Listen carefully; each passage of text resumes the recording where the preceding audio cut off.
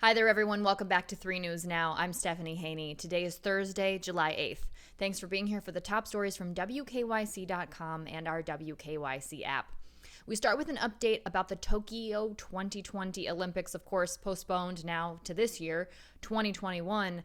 We now know that there will be no spectators at all allowed at the Olympic Games taking place in just 2 weeks. Now, international fans were previously banned, but a state of emergency has been issued in Japan, and the Olympic minister Tamayo Marukawa told the Japanese news agency Kyodo that now all fans will be banned. The ban was announced by the International Olympic Committee and Japanese organizers. Now, international fans were banned months ago, but there are new measures that have been put in place by the Japanese Prime Minister. That means that all venues, indoor and outdoor, will not be able to have any fans at all. IOC President Thomas Bach, who landed in Tokyo on Thursday, got there just hours before these new measures were announced. The Prime Minister said the state of emergency goes into effect on Monday and lasts through August 22nd, with the Olympics opening ceremony on July 23rd. And the ceremonies and the events running through August 8th, that means the entirety of the Tokyo 2020 Olympics will be held under these emergency measures. The Paralympics open on August 24th, which would be right after those measures lift, at least as things stands right now. And this is as COVID-19 cases are on the rise in Tokyo. Now, the Olympics are pushing ahead despite medical advice from many experts. If they had been postponed or stalled, again, it would have infected the IOC's income quite a bit. The IOC gets almost 75% of its income from selling broadcast rights. And estimates suggest it would lose $3 billion to $4 billion if the Olympics were canceled. There will be about 11,000 Olympians and about 4,400 Paralympians expected to get into Japan. There'll be tens of thousands of officials, judges, administrators, sponsors, broadcasters, and media also entering. Now, the IOC says that more than 80% of residents of the Olympic Village will be vaccinated. Nationwide, Japan has had about 810,000 cases of COVID-19 and nearly 14,900 deaths. Only 15% of Japanese residents are fully vaccinated, which is quite low compared to over 47% of the U.S. residents vaccinated and almost 50% of residents of Great Britain vaccinated. Now, with the Delta variant, which is quite concerning to many medical professionals, it's important to know that the symptoms are different than what we're used to hearing about the classic COVID-19 symptoms. Classic COVID-19 symptoms, Dr. David Priest, he's an infectious disease specialist with Novant Health. He said that the loss of taste and smell is what we're used to flagging for COVID-19, but with the Delta variant, the symptoms are more like a runny nose or a sore throat, and that makes diagnosis very difficult because that overlaps with another respiratory virus, RSV, which is spiking right now and will also get more complicated in the fall when cold and flu join into that mix on a broader scale. Now, the Delta variant, as a reminder, it's more contagious, and so experts say it's more likely to do damage in communities with lower vaccination rates. Dr. Priest noted that it's important for people to continue to get tested for COVID-19 if they have any of the symptoms, even if it feels like a mild cold, so that you can know what you're dealing with. And he reminds people that the longer people wait to get vaccinated, the more opportunity the virus has to mutate again, and areas with lower vaccination rates could see a rise in hospitalizations.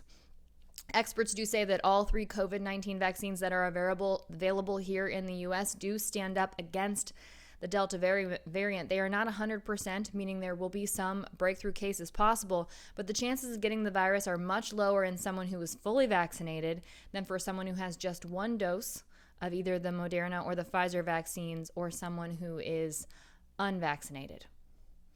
Now, here in Ohio, you might be getting a refund for your energy bill. 3 Ohio electric companies owned by the Akron-based First Energy Corporation will be refunding money collected from what was a guaranteed revenue provision, and that was what was included in that tainted energy bill, that Larry Householder scandal, according to an order issued on Wednesday by the Public Utilities Commission of Ohio. Ohio Edison, Toledo Edison, and Cleveland Electric illuminating companies will begin crediting customers.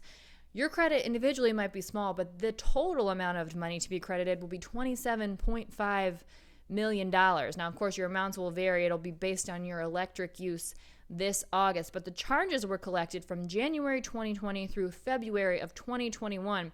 These charges were meant to guarantee the annual revenue of these companies, but they were based on amounts from 2018.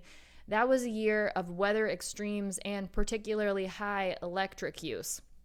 First Energy agreed to stop collecting the charge in February. That was to settle a lawsuit with Ohio Attorney General Dave Yost.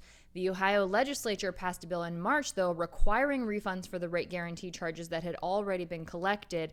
That's the same bill that rescinded the main provision of that tainted energy bill, that $1 billion bailout for the 2 nuclear power plants that were operated by a wholly owned First Energy subsidiary. That was passed by the legislature in July of 2019. Now, in July of 2020, if you remember, federal authorities then came forward alleging that First Energy secretly funded a $60 million bribery scheme to get that bill approved and prevent a statewide referendum on repealing that law. That investigation is what led Larry Householder to be indicted on federal charges. Now, he has pled not guilty, but he was removed from the House just recently by his colleagues based on all of those allegations. We have an update in the Avon area. The Joe Ferment Chevrolet dealership is now the Mark Wahlberg dealership. It's on Chester Road. It's near I-90, so it will now be called Mark Wahlberg Chevrolet of Avon. There was a grand opening celebration yesterday with free cheeseburgers from Wahlburgers food truck and other giveaways. And in honor of the grand opening, Mark Wahlberg, yes, the former singer Marky Mark, yes, the actor, Mark Wahlberg Chevrolet and Mark Wahlberg Youth Foundation are making a donation to Joel's Place for Children. That's an Avon, Ohio nonprofit that provides grief support to children.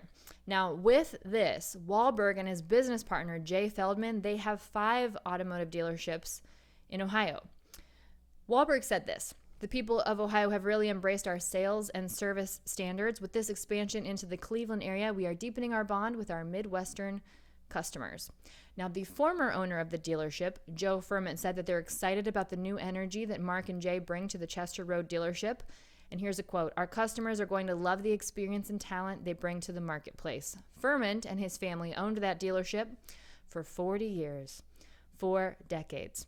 Now, Mark Wahlberg owns part of a movie production company. He's got a health and wellness company. He's got a water line. He's got that Wahlburgers restaurant. We have one right here in downtown Cleveland on Ontario. He's also a partner in dealerships throughout the area of Ohio, as we mentioned. So welcome to Avon, to the Wahlbergs and that dealership. Here's something new that's coming to Cleveland Heights. The Haunted House restaurant is set its sights on a July 20th opening date. That is right around the corner, and it's a spooky little spot. It's at 13463 Cedar Road. It's taking over the space of what used to be a Melt Bar and Grilled restaurant. Side note about that, Melt Bar and Grilled, great restaurant. There are lots of them still around in the area, but the Haunted House is taking over that location. And at this particular place, it's going to be like Halloween all year long. There will be creepy decor with scenes from the movie It, Pennywise, the clown from the movie It. There'll be paintings of Jason Voorhees from the Friday the 13th series, Frankenstein's monster, and that's just to name a few things. The promotional materials, though, say the only thing scary is how good the food is. Here is something that I find particularly fabulous about their menu. They have Brinner. This is having breakfast for dinner. You know, we've got the concept of brunch down where you're having something a little bit breakfasty for lunch.